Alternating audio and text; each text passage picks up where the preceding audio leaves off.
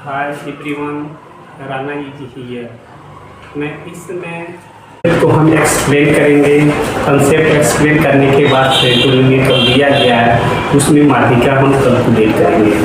तो सबसे पहले आप इस वीडियो में शुरू से अंत तक बने रहिए ताकि आपको अच्छा से कंसेप्ट डेवलप हो सके। इसलिए आपको का प्रबंधन को इंग्लिश में हैंडलिंग ऑफ डाटा करते हैं।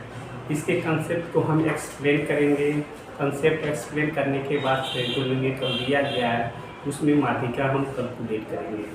तो सबसे पहले आप इस वीडियो में शुरू से अंत तक बने रहिए ताकि आपको अच्छा से कंसेप्ट डेवलप हो सके। इसलिए आइए हम इस वीडियो को स्टार्ट करते हैं।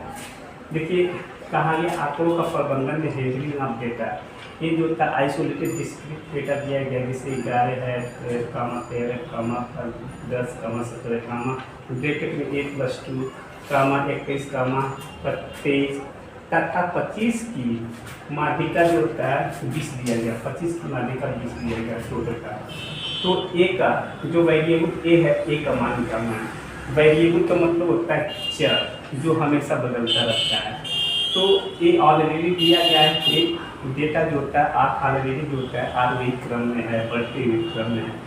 तो माध्यिका निकालने के लिए जो होता है हम 4 कंसेप्ट जानते हैं। अगर वर्ग अंतराल दिया रहता है तो उसके लिए माध्यिका निकालने के लिए अलग तरीका होता है।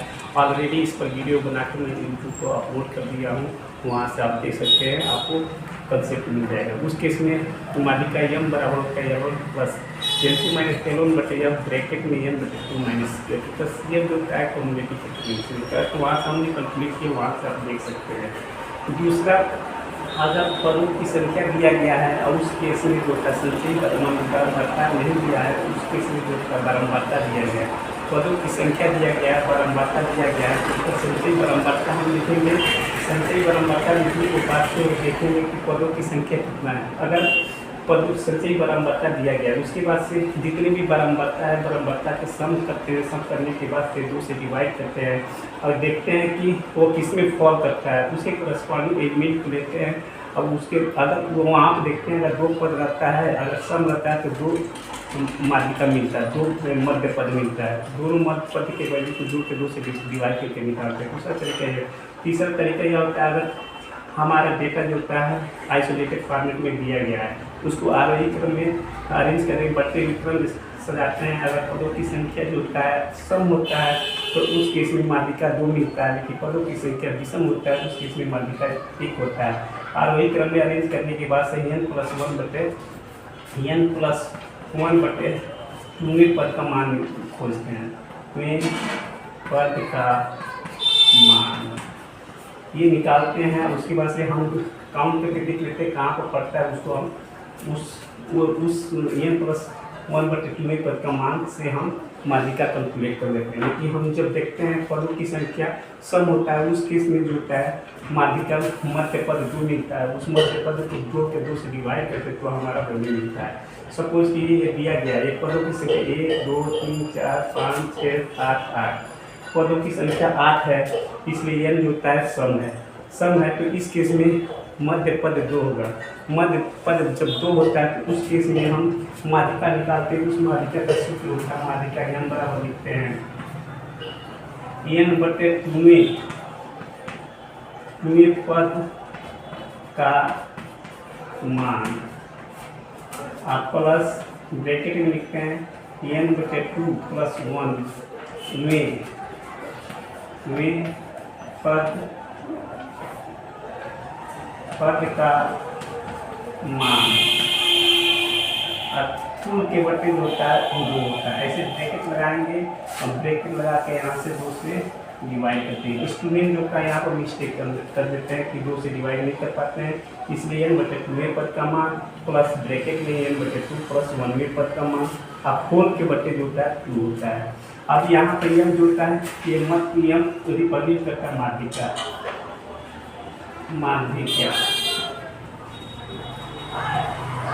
को हम माध्यिका रिप्रेजेंट करते हैं। अब इस केस में जो होता है माध्यिका दिया गया है, सब पदों को जोड़ेंगे तो हमको 1 मिला है, लेकिन माध्यिका दिया है 20।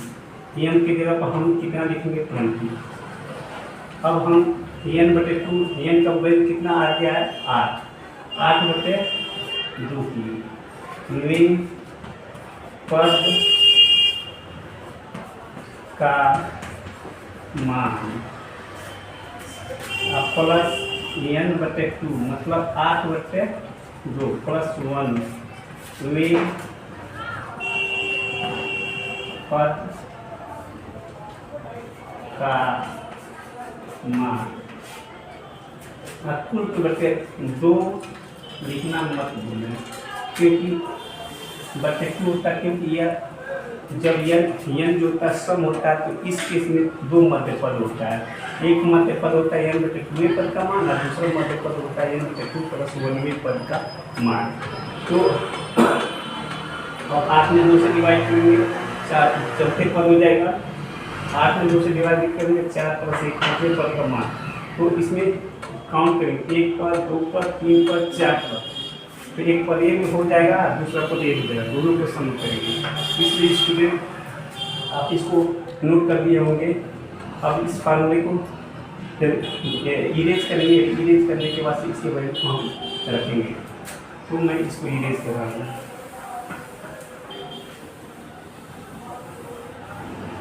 तो यहाँ पर ये मिला 20 को 20 लिखे, यहाँ पर 8/2 ये 4 लिखे, 4वें पद का मान, 4वें पद का मान, 4वें पद का मान प्लस ये हो जाएगा 4 + 1, ये 2 से 4 काट देंगे, ये 2 निकलेंगे, 2 8। उसी तरीके से इसको भी काट लिए, 2 निकलेंगे। यहाँ पे लिखे हुए पद का मान, वे पद का मान,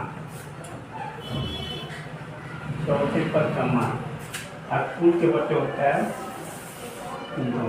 ये 2 लिखना फिगर मत। ओके, तो ये हो गया। इस डेटा को हम रिमूव करेंगे, उसके बाद फिर इसके वैल्यू को हम रखेंगे। तो अब देखिए एक 20 को फिर 20 के 20 का चौथे पद का मान, देखिए इस 1 2 3 4, तो एक पद होंगे। कई काल एक काउंट है 4 + 1 पाँचवें पद, तो पाँचवा पद हमारा ये हो जाएगा, पाँचवा पद ये हो जाएगा। तो चौथे पद का मान 1 2 3 4, चौथे पद का मान 17 हो गया। पाँचवें पद का मान जो होता है 4 + 1 5, पाँचवें पद का मान 1 + 2 हो जाएगा। तो इसका वैल्यू आप सब्स्टिट्यूट करके सिंप्लीफाई करेंगे तो हमारा ए का वैल्यू मिलेगा। इसको आइए हम लिखते हैं। चौथे पद का मान लिखेंगे 17 और प्लस पाँचवें पद का मान हो जाएगा 1 + 2 और डिवाइडेड बाई 8। तो स्टूडेंट इतना आपको समझ गए होंगे। अब इसको हम क्रॉस मल्टीप्लिकेशन करके सॉल्व करेंगे और ए का वैल्यू कैलकुलेट करेंगे। तो इसको हम डिलीट कर रहे हैं, उसके बाद इसको सिंप्लीफाई करें। इसको 20 को लिख सकते हैं, 20 को लिख सकते हैं 20/1, इसका मल्टीप्लाई इसमें, इसका मल्टीप्लाई इसमें करेंगे। तो 20 × 2, इसका मल्टीप्लाई इसमें करेंगे तो 17 प्लस ब्रैकेट में 1 + 2 को मल्टीप्लाई करेंगे 1 से, तो इसका मल्टीप्लाई करेंगे 20 × 40 और लिखेंगे 40 = इसको हम ऐड करेंगे। एक कितना है 17 + 1 + 2, इसमें 1 से मल्टीप्लाई करेंगे तो 7 मिलेगा। इसलिए इस चीज़ को हम इस डेटा को रिमूव कर रहे हैं। रिमूव करने के बाद से इसको और सिंप्लीफाई कर रहे हैं। तो यहाँ पर देखेंगे 17 + 2 19 और प्लस ये हो गया 40।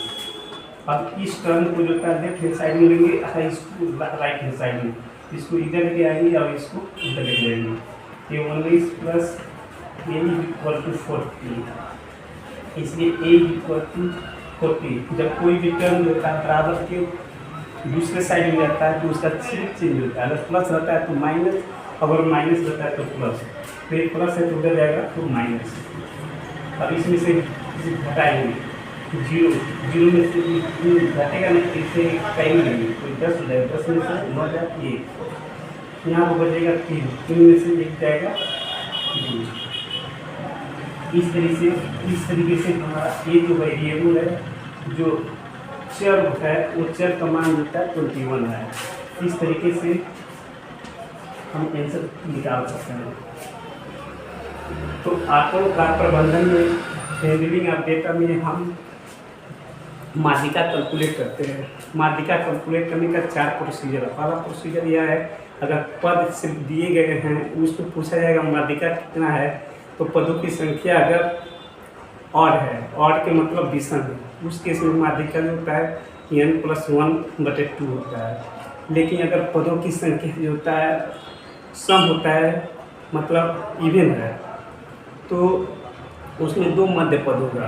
पहला मध्य पद होगा, मध्य माध्यिका निकालते हैं, उसके लिए n/2 पद का मान, और दूसरे में प्लस ब्रैकेट में n/2 + 1 पद का मान, और होल के बटे लिखते हैं 2, मतलब पहला पद होता है n/2 पद का मान, और दूसरा जो पद होता है n/2 + 1 पद का मान। तो दोनों पदों का मान निकाल के वहाँ पर रख कर जोड़ देंगे और डिवाइड करेंगे, 2 से जो वैल्यू आएगा वो हमारा माध्यिका है।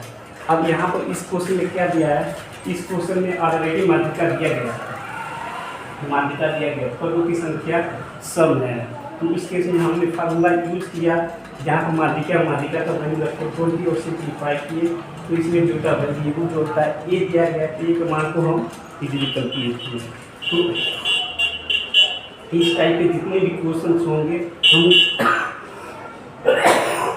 इसी तरीके से सॉल्व करेंगे। तो हमें आंकड़ों का प्रबंधन में, हैंडलिंग ऑफ डेटा से रिलेटेड जितने भी क्वेश्चन से हम सॉल्व करेंगे। एक वीडियो जो वर्ग अंतराल को दिया गया है, डेटा जो दिया गया था वर्ग अंतराल के रिस्पेक्ट में जो होता है उसको वर्ग में बांटा गया था, उसमें बारंबारता दिया गया था। तो समतल बारंबारता निकालकर उसका हम माध्यिका का वैल्यू निकालें। ये जो होता है इसमें सिर्फ डाटा दिया गया है, कहा गया एक मान निकालिए जब इसका माध्यिका जो होता है 20 दिया है। तो उस केस में माध्यिका निकालने के लिए तरीका, तो हम माध्यिका जो होता है 4 तरीके से कैलकुलेट करते हैं। एक पहला कंसेप्ट पर हम न्यूमेरिकल बना के, जो वर्ग अंतराल से रिलेटेड है उसको न्यूमेरिकल बना के हम ऑलरेडी यूट्यूब पर लोड कर दिए, वहाँ से आप देख सकते हैं और वहाँ से क्वेश्चन सॉल्व कर सकते हैं। उस कंसेप्ट जो होता है हाई स्कूल में हमेशा 6 नंबर में क्वेश्चन पूछे जाते हैं, इसलिए आपको ज़रूरी है आप वहाँ से देखिए, आप कंसेप्ट को निर्धारित कीजिए। मेनली आपको क्या करना है, कंसेप्ट को समझना है। और दूसरा ये भी कंसेप्ट इम्पॉर्टेंट है, जितने भी कंपटीशन में क्वेश्चन पूछे जाते हैं, अगर वो कंपटीटर को ये रहता है कि हमको माध्यिका से क्वेश्चन उठाना है, तो इसी टाइप से उन्होंने क्वेश्चन उठाते हैं। इसी टाइप के क्वेश्चन हमेशा उठाए जाते हैं, या किसी भी एग्जाम में इसी टाइप के क्वेश्चन उठाए जाते हैं। तो यहाँ पर पदों की संख्या दिया गया है, पदों की संख्या देख लीजिए सम है, तो उसके से माध्यिका निकालने का जो तरीका होता है ब्रैकेट में लिखकर n/2 पद का मान प्लस ब्रैकेट में n/2 और प्लस 1 पद का मान का होल बटे 2, और उसका वैल्यू सब्स्टिट्यूट करके निकालेंगे। आपको जो भी अननोन वैल्यू रहेगा वो अननोन जो वेरिएबल है वो आपको मिल जाएगा। और दूसरा, अगर पदों की संख्या ऑड है, मतलब ऑड का मतलब विषम है, तो उस केस में n+1/2 पद का मान होता है। ये सिंपल आप भी निकाल सकते हैं। इस तरीके से हमने माध्यिका के क्वेश्चन को सॉल्व कर लिया। अगर इसी में कहा जाएगा, अगर यहाँ पर एक वैल्यू होता है 21 आया, यहाँ पर पुट कर दे, उसके बाद फिर पूछा जाएगा इसका बहुलक क्या है। तो जो नंबर बार बार रिपीट करता है, जिसकी फ्रीक्वेंसी ज़्यादा होती है, वही उसका बहुलक होता है। तो इस तरीके से हम मीन भी निकाल सकते हैं, बहुलक भी निकाल सकते हैं और माध्यिका भी निकाल सकते हैं। इस तरीके से जितने भी क्वेश्चंस दिए जाएंगे उसको आप इजीली सॉल्व कर सकते हैं। अगर इसमें सपोज कीजिए अगर दे दिया जाएगा 50 टर्म दे दिया जाएगा, पूछा जाएगा उसका समांतर माध्य क्या होगा, मतलब अर्थमेटिक मीन क्या होगा। तो उस केस में अर्थमेटिक मीन आप निकालेंगे। अर्थमेटिक मीन इक्वल टू होता है सिग्मा एक्स। उस केस में लिखेंगे सिग्मा एक्स जो था पदों की संख्या है i बराबर 1 2। अगर मान लीजिए अगर n टर्म दिया गया तो n टर्म का हम लिख सकते हैं। तो अगर जितने भी टर्म दिए गए यहाँ पे n जो i होता है स्टार्ट होता है 1 से लेकर n तक, मतलब यहाँ पर सफिक्स i यूज किया गया है। तो जितने भी पद दिए गए सारे पदों को जोड़ लेंगे और जोड़ने के बाद से यहाँ से वहाँ पर यहाँ पर एन है, तो एन से हम क्या करेंगे, डिवाइड करेंगे। तो यह हमारा माध्यिका का अर्थमेटिक मीन का एक फार्मूला आ जाएगा। तो इस तरीके से अर्थमेटिक मीन के फार्मूला को निकालने के लिए हम इस तरीके से सॉल्व करेंगे। तो ये अर्थमेटिक मीन का ये फार्मूला होगा। Arithmetic mean is equal to का सिग्मा एक्स आई जो था 1 से लेकर एन तक एग्जिस्ट करता है, डिवाइडेड बाई एन, ये पदों की संख्या। अगर 10 टर्म दिया गया है तो 1 से लेकर 10 तक जोड़ लेंगे, जोड़ने के बाद से ऐड करेंगे, ऐड करने के बाद से 10 से डिवाइड करेंगे, जो वैल्यू आएगा वो आपका अर्थमेटिक मीन होगा। तो अर्थमेटिक मीन भी निकालने के लिए कहा जाएगा कि इससे निकालेंगे। अगर कहा जाएगा कि कोई भी डाटा दिया गया है, डिसकंटिन्यूअस फॉर्मेट में दिया गया है, तो उस डाटा को निकालने के लिए हम माध्यिका निकालते हैं। तो अगर सम रहता है तो उसके लिए अलग फार्मूला होता है, विषम होता है उसके लिए अलग फार्मूला होता है, अगर वर्ग अंतराल दिया जाता है उसके लिए अलग फार्मूला होता है। उसके लिए हम लिखते हैं वर्ग अंतराल के लिए m is equal to L1 plus L2 minus L1 बटे L, और दूसरे ब्रैकेट में n बटे 2 माइनस CL होता है, n बटे 2 माइनस CL होता है। जो L1 जोड़ता है उस वर्ग अंतराल की लोअर लिमिट होती है, L2 जोड़ता है वो अपर लिमिट होती है, उच्च लिमिट होती है, निम्न लिमिट होती है, F जो का फ्रीक्वेंसी होता है, जो संचयी बराबर से हम डिसाइड करते हैं, उसी के करस्पॉन्डिंग का वर्ग अंतराल को डिसाइड करते हैं। ये जो का सम ऑफ जो का बराबरता होता है उसमें 2 से डिवाइड करते हैं। बराबरता से जो हम मध्य पर निकालते हैं उसके जस्ट ऊपर वाला संचयी बराबरता का ऊपर वाला ही टर्म लेते हैं, कम्युनिटी फ्रीक्वेंसी होता है। तो इस टर्म से भी हम माध्यिका निकाल लेते हैं, और वो भी टर्म दिया गया तो वो माध्यिका निकालने पाएंगे। बहुलक के केस में जो होता है, जो भी फ्रीक्वेंसी ज़्यादा बार रिपीट होता है उसे हम बहुलक करते हैं। तो स्टूडेंट इसमें जो पॉइंट आपको अच्छा लगा होगा उस पॉइंट को आप कमेंट कीजिए, लाइक कीजिए, शेयर कीजिए, सब्सक्राइब कीजिए, और वहाँ पर बेल बटन भी है उसको प्रेस कीजिए ताकि नए वीडियो का नोटिफिकेशन आपको पहले मिलेगा और उस वीडियो को आप पहले देखेंगे। और इस वीडियो में इतना ही, अगले वीडियो में फिर से मिलते हैं। जय हिंद।